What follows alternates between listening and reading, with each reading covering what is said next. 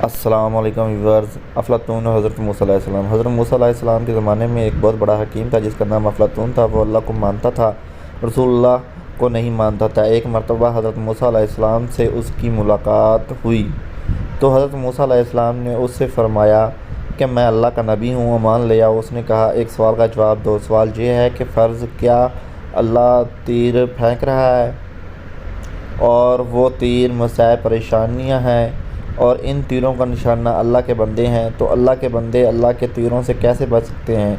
हज़रत मूसा अलैहिस्सलाम ने फ़ौरन जवाब दिया, तीर फेंकने वाले की बगल में बैठ जाएं, क्योंकि तीर फेंकने वाला सामने तीर फेंकेगा, अपनी बगल में तीर नहीं। फेंकने का मतलब ये था कि अल्लाह के करीब हो जाएं। अफलातून ने ये जवाब सुना तो खुशी से उछल पड़ा, लेकिन मैं आपको नबी नहीं मानता।